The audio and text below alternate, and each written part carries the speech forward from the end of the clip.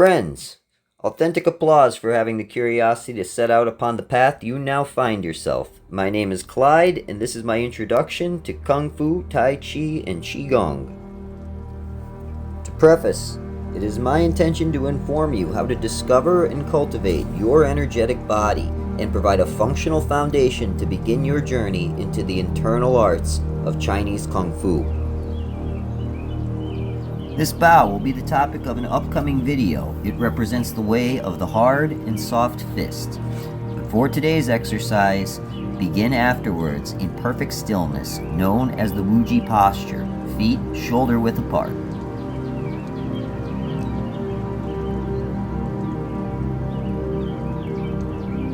Breathe in through the nose as the arms raise as if by puppet strings on the wrists, and out through the mouth as they lower, turning the palms towards you, resembling the cleansing or drying of the hands.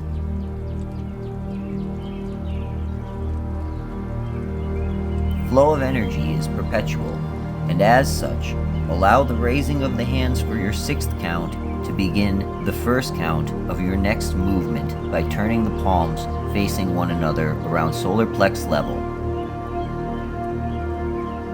Now, as you exhale through your mouth, expand the distance between your palms and show the world the width of your love.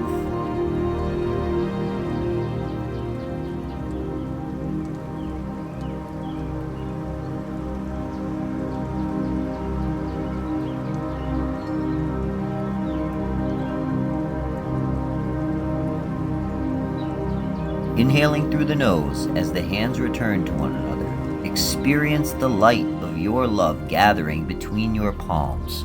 Then, with concern for continuity, step through so as to align the front ball of the foot with the back heel, ever guiding your light as though it were water upon the wheel, exhaling out the mouth as you lean forward, adjusting the weight entirely to the front leg.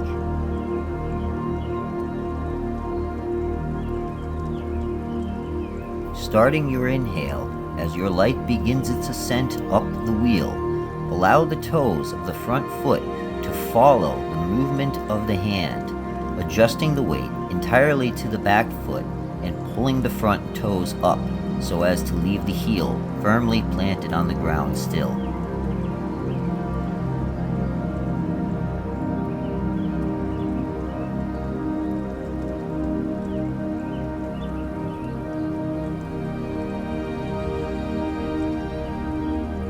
With that, you've successfully completed Jinguan, Series 1, as I have chosen to term it. If you'd kindly stay tuned, there are some notes and discussion thereof that are in order.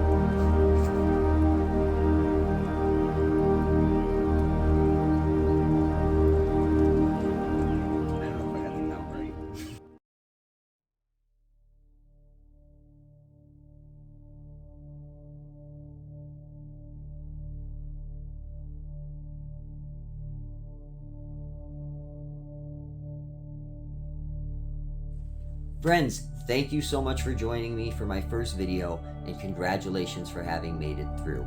I'm trying my best to keep my eyes on the camera, but I'm going to be emphatic about the fact that this is my first video, and I'm pretty bad at this. So, in this process, we will grow together, and I greatly appreciate your patience as I try different things, formats, programs, whatever I can to make this a little more conducive to the learning experience. Now, with that said, before moving along with the notes, I would really like to take a moment to thank my friends at A Head Start. My brothers and sisters at Oz are the very reason that this came to pass. So, with that said, let's get into the notes. Lineage and history.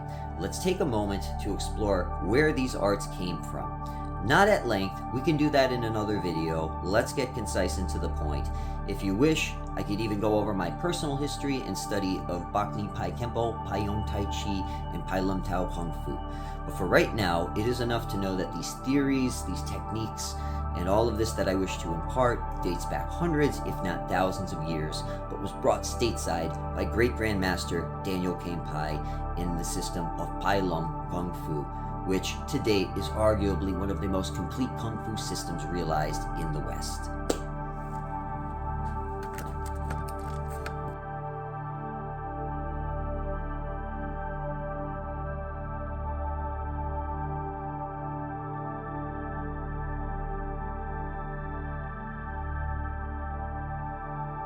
this? I would say it's the breathing, paying attention to your inhale and your exhale, and making a conscientious effort of equivalence, which is to say, inhaling for as long as you exhale and vice versa. So let's break that down. The inhale. You're inhaling through your nose, slowly and deliberately, to the lower lungs first. That means that you're filling your belly with air before you fill your chest with air. Now, as you're doing that, you are actually aiming to make the very bottom about 3 fingers distance beneath your navel, and that is referred to as the dantian. The dantian can be thought of as a reservoir for right now, but we will discuss at greater length its role, as it cannot be ignored in internal training whatsoever. Now, moving on, the exhale. As you're exhaling, you're touching your tongue lightly to the roof of your mouth directly behind your teeth. The reason that you are doing this, if you would like to imagine it as such, is for the completion of a circuit to lend to an unimpeded flow of the ki or energy.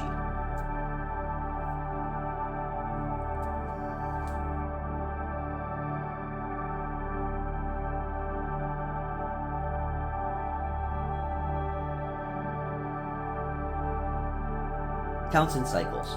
This needs to be discussed in brief for a very particular reason that you may or may not have already discovered, and that is, as you're paying attention to your breathing, it becomes very difficult to count for yourself the number of times you performed the given movement. Now, with that said, don't panic.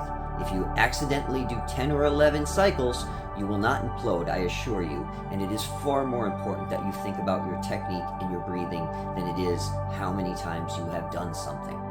Now, that said, the general answer is an aim of 6 to 9 cycles, ideally, and I do suspect that they give that range very often for this very reason.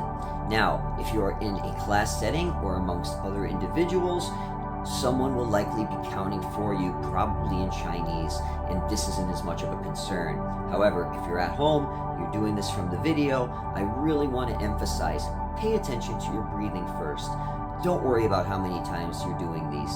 I assure you, in the videos to come as I'm demonstrating things, I will miscount. That is okay. No one's going to blow up.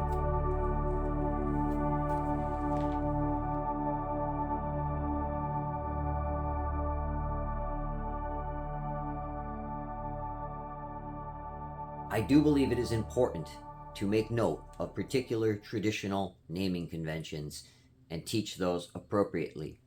With that said, many of the series and subsets that I will put together, which are intended to impart a little bit of a head start on the program or curriculum, are of my own design. That isn't to say that the movements are. However, the way I put them together is very much original, and I have chosen to name these series and subsets Jinguan, series and subsets.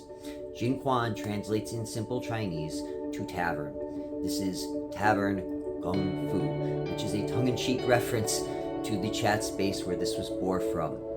And, well, I also believe in using as descriptive names as I can for some movements, so as to provide an additional degree of accessibility to those who might be struggling with the visual.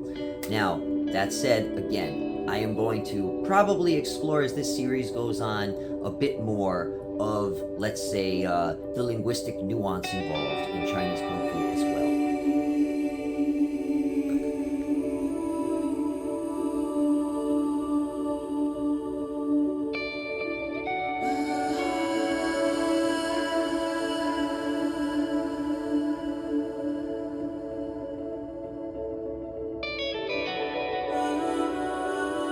The future, the to be continued.